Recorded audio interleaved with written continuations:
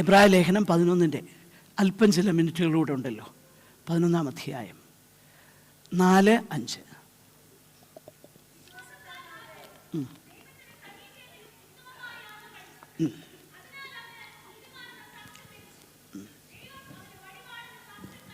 Yes.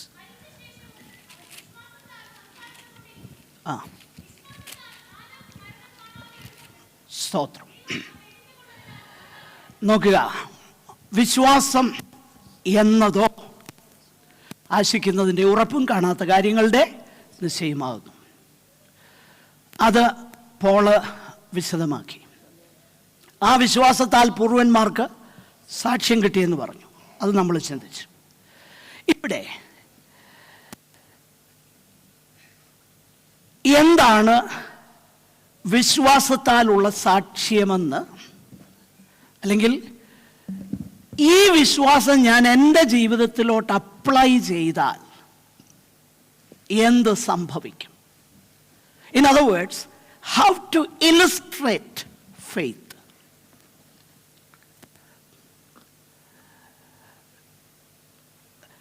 ആ ഫെയ്ത്തിൻ്റെ illustration, അല്ലെങ്കിൽ മുകളിൽ പറഞ്ഞ കാര്യം ആർക്കെങ്കിലും മനസ്സിലായില്ലെങ്കിൽ അത് മനസ്സിലാകാൻ വേണ്ടിയിട്ടാണ് പരിശുദ്ധാത്മാവ് താഴോട്ട് ആ വ്യക്തികളുടെ ജീവസംബന്ധിയാകുന്ന വിഷയങ്ങളെ, കേട്ടോ, അവരുടെ ജീവനുമായിട്ട് ബന്ധപ്പെട്ട് 2 കാര്യങ്ങൾ അവിടെ നമുക്ക് കാണാനായിട്ട് കഴിയും. ഒന്ന്, ഞാൻ ഇങ്ങനെ അതിനെ അങ്ങ് പറയുക,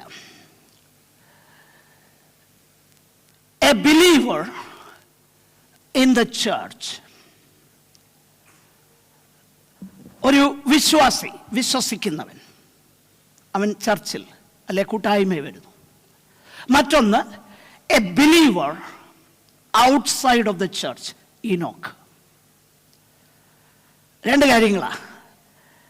അപ്പൊ വിശ്വാസിയായാൽ, if I truly believe, if I truly have ജീവരക്ഷ പ്രാപിക്കുന്ന വിശ്വാസം ഉണ്ടെങ്കിൽ അതെങ്ങനെ ഇരിക്കും?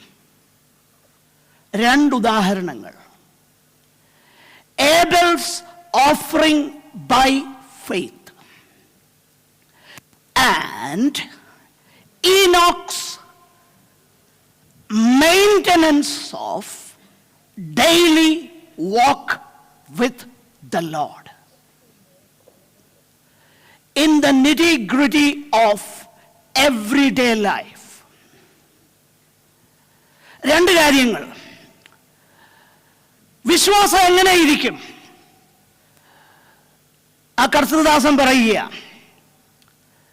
it will look like when you come to the congregation, it will look like how Abel by faith offered sacrifice. Okay? വിശ്വാസത്താൽ അവൻ എന്ത് ചെയ്തു? യാഗം കഴിച്ചു. ഇൻസൈഡ് ദ ചർച്ച്, സഭയുടെ ഉള്ളിൽ, അല്ലെങ്കിൽ കൂട്ടായ്മയുടെ ഉള്ളിൽ. സഭയുടെ ഉള്ളിൽ എന്നൊക്കെ പറയുന്നത് കോമൺ ലാംഗ്വേജ് ഞാൻ ഉപയോഗിച്ചതാ. സഭയെന്ന് പറഞ്ഞാൽ നമ്മളാ സത്യത്തിൽ, ഈ കാണുന്നതല്ല. Church, this is not church. ഇത് ഇരുമ്പും കല്ലും ഒക്കെയാ. ഇതാ ചർച്ച്.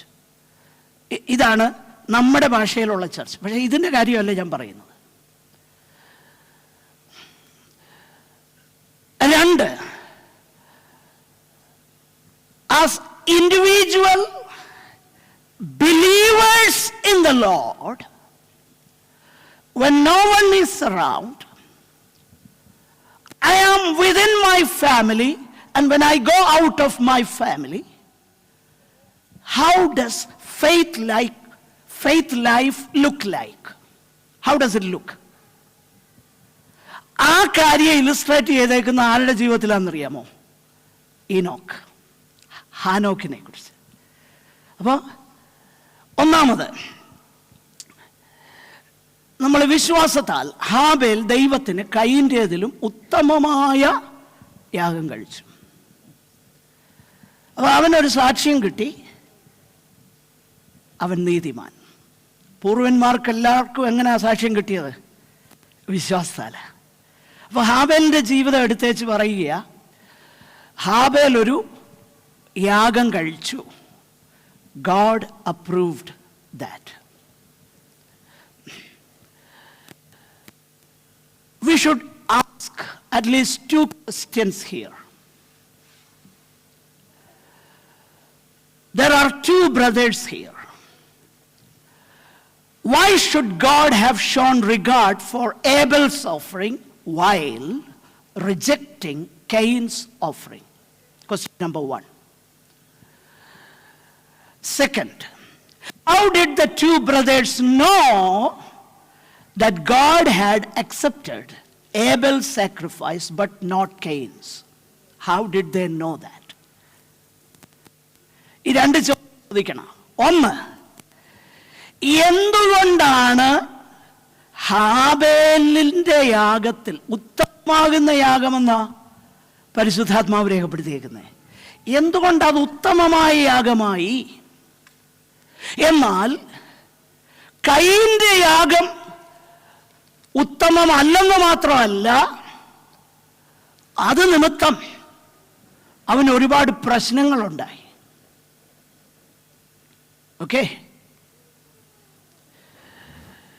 ഇത് രണ്ടും വളരെ ഇമ്പോർട്ടൻ്റാണ്. രണ്ടാമത്തെ വിഷയം നമ്മൾ ചിന്തിക്കാനായിട്ട് സമയമില്ല. ഏതാ? ഈനോക്കിൻ്റെ കാര്യം. നാട്ടിൽ പോകുന്നവരെല്ലാം ദയവ് ചെയ്ത് അടുത്ത ആഴ്ചയിലെ മെസ്സേജ് നിങ്ങൾ കേൾക്കണേ. അടുത്ത ആഴ്ചയല്ല, വരുന്ന ദിവസങ്ങളിൽ.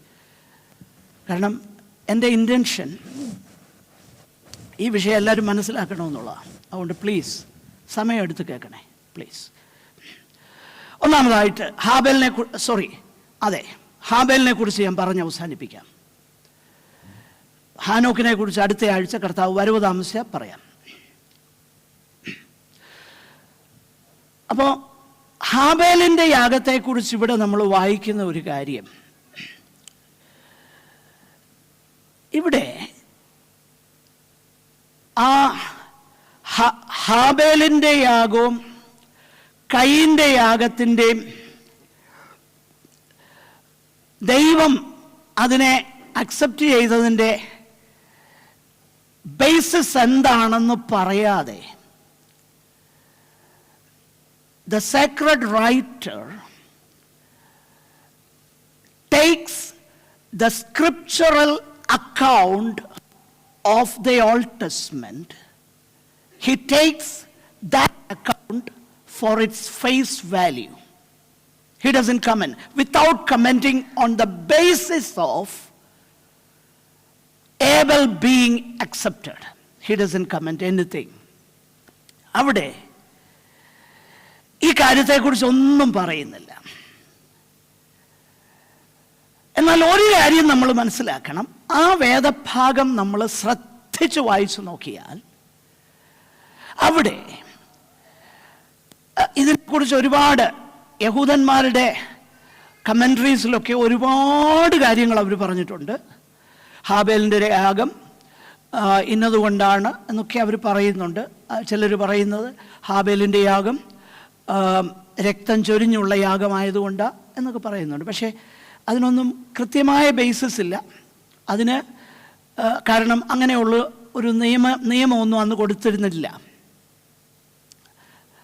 നിയമം കൊടുക്കാത്ത ഒരു കാലഘട്ടത്തിൽ ഒരു നിയമം ലംഘിച്ചു എന്നർത്ഥം വരുന്നില്ലല്ലോ. അപ്പോൾ നിയമലംഘനമൊന്നും അവിടെ നടന്നിട്ടില്ല.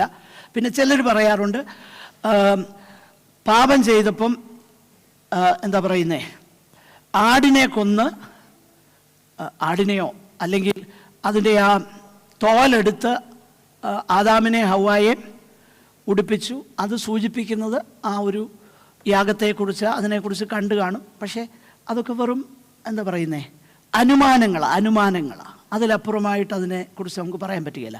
പക്ഷെങ്കിൽ ഇവിടെ നമ്മൾ ശ്രദ്ധിച്ച് നോക്കിക്കഴിഞ്ഞാൽ ഒരു കാര്യം വളരെ വ്യക്തമാണ്. Abel's offering derived from the integrity of his heart, rather than the nature of the offering itself. ഹാബേലിന്റെ യാഗത്തിൽ ദൈവം പ്രസാദിക്കാനുള്ള കാരണം ഹാബേൽ എങ്ങനെ യാഗമർപ്പിച്ചു, അല്ലെങ്കിൽ ഹാബേലിന്റെ യാഗത്തിന്റെ ഡ്രൈവിംഗ് ഫോഴ്സ് എന്തായിരുന്നു എന്നുള്ളതാണ്. ഇത് നമ്മൾ മനസ്സിലാക്കണമെങ്കിൽ ഉൽപ്പത്തി പുസ്തകം 4-ാം അധ്യായം അതിന്റെ 7-ാം വാക്യത്തിൽ നമ്മൾ അത് വായിക്കുന്നു. നീ നന്മ ചെയ്യുന്നുവെങ്കിൽ പ്രസാദമുണ്ടാകുകയില്ലയോ? നീ നന്മ ചെയ്യുന്നില്ലെങ്കിലോ? If you do what is right,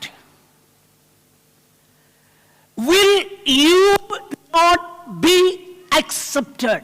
Which means, Cain, you are not accepted not because you brought some vegetables. That's the meaning. Alle? If you do what is right, will you not be accepted? ഇബ്രായ ലേഖനത്തിലേക്ക് വരുമ്പോൾ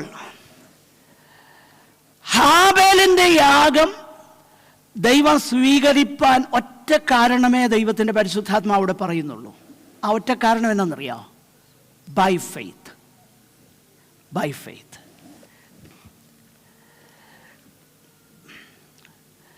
അതുകൊണ്ടാണ് നമ്മൾ 4:4 ഉൽപ്പത്തി 4:4 ഹാബേലും ആട്ടിൻകൂട്ടത്തിലെ കടിഞ്ഞൂലുകളിൽ നിന്ന് അവയുടെ മേധസ്സിൽ നിന്ന് തന്നെ ഒരു വഴിപാട് കൊണ്ടുവന്നു. യഹോവ ഹാബേലിലും അവന്റെ വഴിപാടിലും പ്രസാദിച്ചു. നോക്കണം, വഴിപാട് പിന്നെ വരുന്നത്. ആദ്യം എവിടാ പ്രസാദിച്ചത്?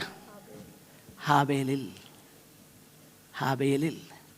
ഒന്നുകൂടെ പറഞ്ഞാൽ, എബ്രായ ലേഖനത്തിലെ ആ വാക്യം കൂടെ ചേർത്ത് വെക്കുമ്പോൾ എബ്രായ ലേഖനകാരൻ പറയുക,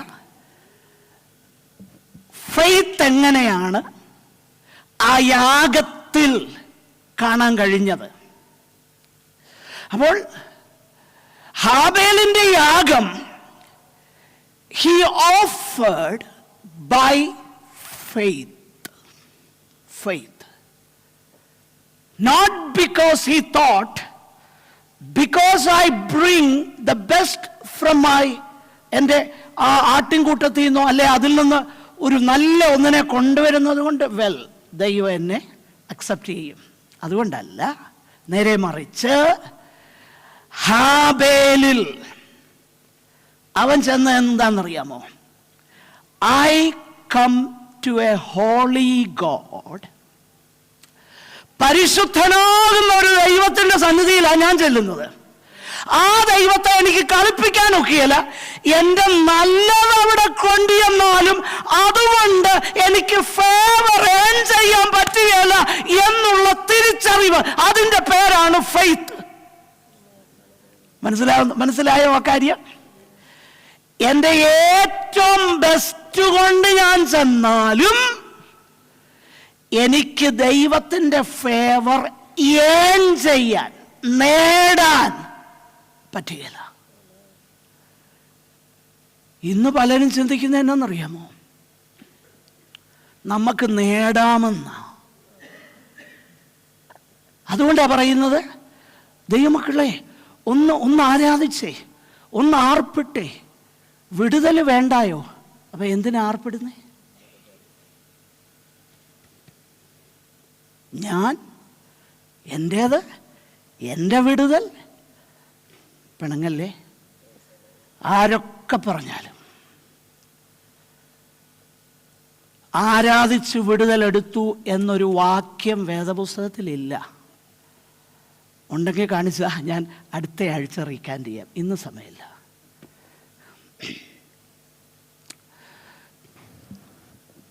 എന്ന് പറഞ്ഞാൽ, even in the old testament, even before any written word of God was given, justification was by faith alone. അതവിടെ സൂചിപ്പിക്കുന്നത് വിശ്വാസത്താൽ. ഒന്നുകൂടെ പറഞ്ഞാൽ, Abel's offering was sanctified by faith. അവിടെ നല്ലതാ കൊണ്ടുവരുന്നത്, വെരി ബെസ്റ്റാ കൊണ്ടുവരുന്നത്. പക്ഷെങ്കിൽ വിശ്വാസം വന്നപ്പോൾ മനസ്സിലായി, എൻ്റെ ഏറ്റവും ബെസ്റ്റ് എനിക്ക് ദൈവത്തിൻ്റെ ഫേവർ നേടാനുള്ള എൻ്റെ എന്താ മെറിറ്റല്ല, ബെസ്റ്റ്, ഏറ്റവും ബെസ്റ്റ് എനിക്ക് ഫേവർ നേടാൻ പറ്റാത്തതാണെങ്കിൽ, ഏറ്റവും ചീത്ത കൊടുത്തേച്ച് ഫേവർ നേടാം, അല്ലെ എനിക്ക് ഒക്കുന്ന പോലൊക്കെ ഞാൻ കൊടുക്കാം, ഒക്കുന്ന പോലൊക്കെ ആണെങ്കിൽ, ഇതാണോ നമ്മുടെ ക്രിസ്തീയ ജീവിതം? ഇതാണോ നമ്മുടെ ആരാധന? ഇതാണോ നമ്മുടെ യാഗം? വിശ്വാസത്താൽ, ബൈ ഫെയ്ത്ത്. ദൈവം ഹാബേലിലും, പക്ഷെങ്കിൽ ആ വിഷയം, ഹാബേലിലും അവൻ്റെ integrity of heart God realised, God knew. അപ്പോൾ അങ്ങനെ ഇൻറ്റഗ്രിറ്റി ഉള്ളവൻ എന്ത് ചെയ്യുമെന്നറിയാമോ? അവൻ ഏറ്റവും ബെസ്റ്റ് കൊണ്ടുവരും. Best of our time, best of our energy, best of our every other blessings, ഏറ്റവും ബെസ്റ്റ്. പക്ഷെ അന്നേരം അവനറിയാം, എൻ്റെ പൊന്നെ, ഈ ബെസ്റ്റ് കൊടുത്താലും ഏൺ ചെയ്യാൻ പറ്റുമോ? പറ്റുകയില്ല. ഒരു വാക്യം കൂടെ വായിച്ചു, കൊയർ മെമ്പേഴ്സ് മുൻപോട്ട് വരുമ്പോൾ ഒരു വേദഭാഗം കൂടെ വായിച്ചു.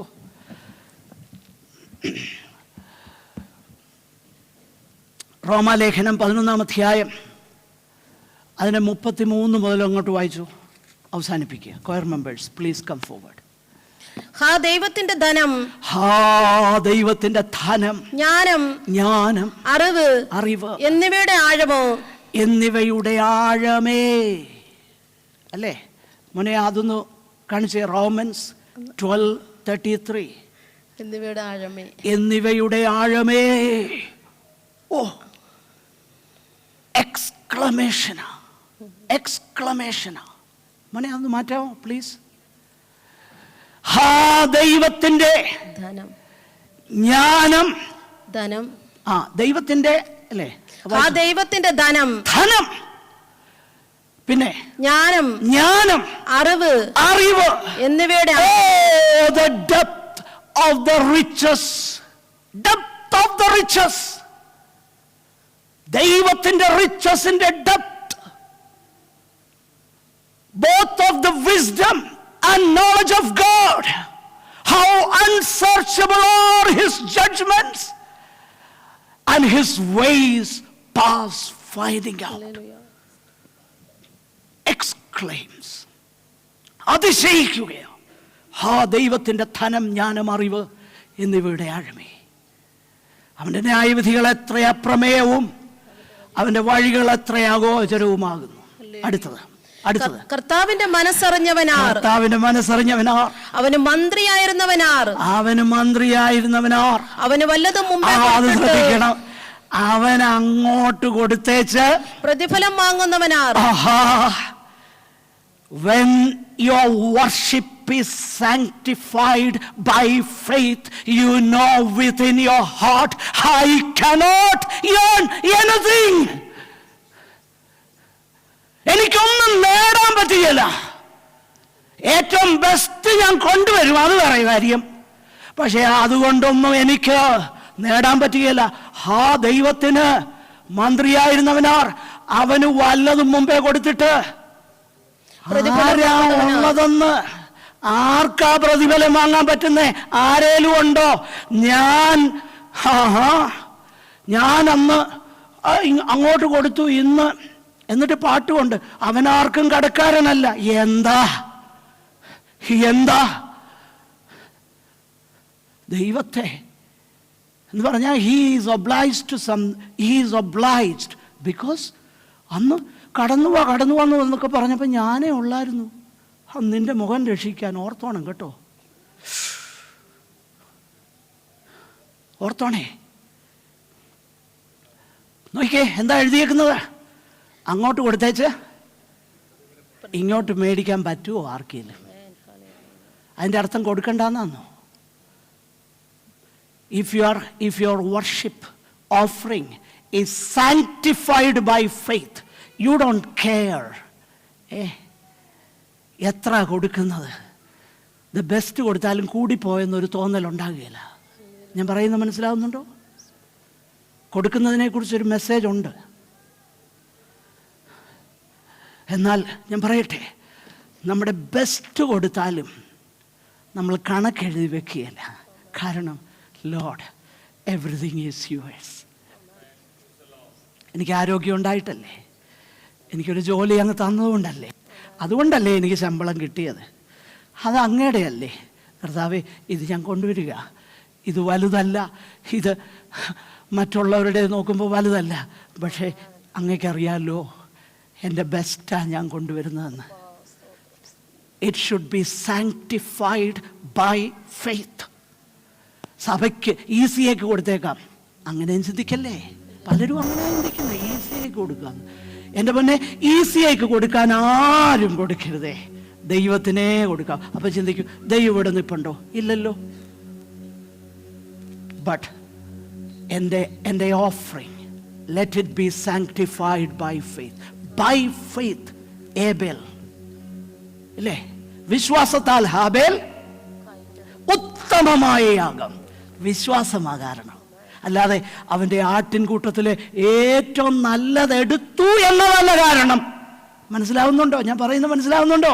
ഏറ്റവും നല്ലത് കൊടുത്തു, അത് വേറെ വിഷയം, അത് കൊടുക്കും.